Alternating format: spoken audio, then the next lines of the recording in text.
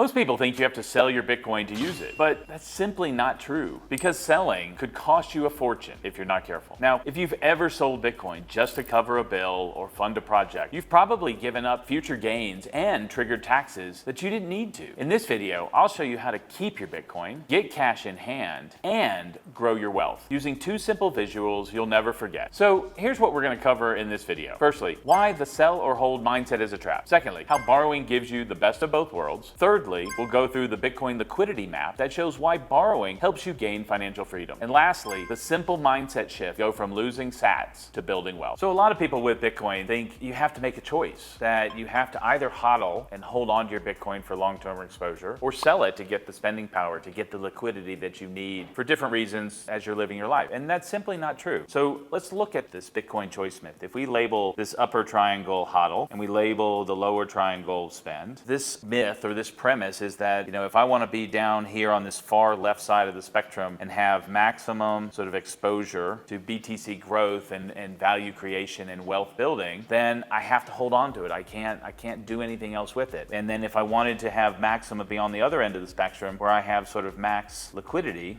either for income or for investment or just to sort of make then large purchases, that I would have to sell my Bitcoin in order to get that. And that premise about having to choose is simply not true. What we're going to explore further in this video is how borrowing can be a bridge between these two and actually allow you to maintain exposure to the upside of BTC while providing liquidity for what you need to live your life. So one of the tools that as a BTC owner we can all take advantage of is borrowing, right? This is the ability to not have to make that false trade in terms of both optimizing our assets for long-term potential and growth in order to get liquidity. So the framework and the mindset shift that I want you to start to think about and make is that if we think about this bottom axis here being time, and we're looking at sort of the value of sort of your BTC holdings over time, the expectation is that they'll go up, that not only through the appreciation of the asset, but through the additional BTC that you will add to your stack, that over time the value is going to go up and you will have sort of greater value within sort of your holdings. But the challenge there is like, how do you get access to that liquidity? And borrowing is a key tool in that you can take advantage of that and then borrow against it,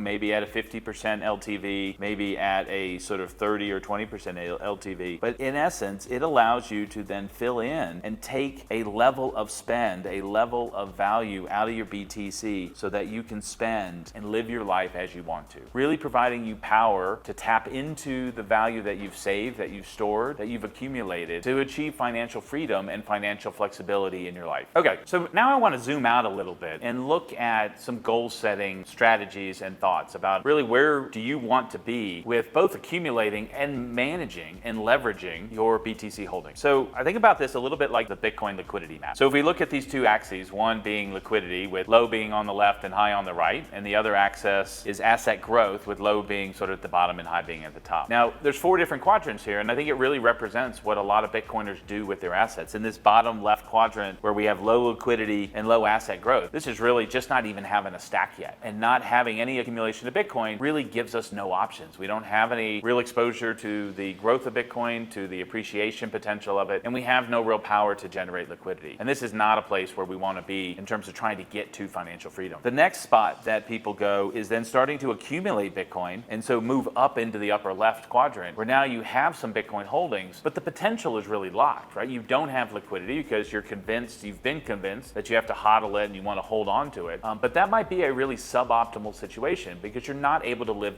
your life the way you want to. Now, one of the things that we see a lot of people do, and the mistake that they make, is moving down into this bottom right-hand quadrant where they are selling their Bitcoin, right? So now they're giving up that asset growth potential, but they're moving into a place of high liquidity. And this can be thought of as really selling the future, right? You're selling a scarce asset. You're selling all of the exposure that you have to the growth of your Bitcoin in order to get this near-term liquidity. And we think there's a better way, right? We went through sort of the Bitcoin choice myth about do you have to hodl or do you have to sell then to get liquidity? And I don't think that's true, right? We talked about borrowing being a better way and a better sort of tool to leverage. And that really allows you to move up into this upper right-hand quadrant where you can gain financial freedom by maintaining your Bitcoin but borrowing against it to get the liquidity that you need. I talk to people and work with people about how to best manage and get value or tap into the value of their Bitcoin. There's three real use cases that pop up all the time. time. The first one is around making purchases and making purchases that are important to them in terms of living their lives. This might be paying for college, it might be buying a car, or it might be taking a really important trip. The second use case really becomes around income. And this might include income supplements. So hey, you want to dial back on your work so that you can travel more, or it might be you want to take a pause for 6 months to travel. Both of which is you need some sort of income supplement to bridge the gap. And borrowing against your Bitcoin can be a great way to do that. And the third use case is investment. More and more people are starting to think strategically about, hey, I have this Bitcoin holdings. How can I put my dollars to work in more than one way? And borrowing against it to make investments is a great way to do that. You might be investing in dividend yielding stocks or dividend yielding bonds, and others choose to invest in real estate. All of which probably have different places in your own investment strategy and your own portfolio, but being able to borrow against your Bitcoin creates that opportunity. So I want to leave you with, as you think about your own liquidity map and your own set of goals, remember, it's your Bitcoin. Learn to tap into the value as you work your way to building financial freedom. If you were to take one thing home from this video, I want it to be this: you don't have to choose. Borrowing keeps your Bitcoin working for you while still giving you liquidity. If this video gave you a new perspective on how to hodl and still tap into your Bitcoin's value, I encourage you to check out the resources below to learn more. And in addition, this week, I encourage you to take one small step or one small action, whether that's researching borrowing platforms or running your own loan scenario, so that you can be ready when you need liquidity without selling a sat.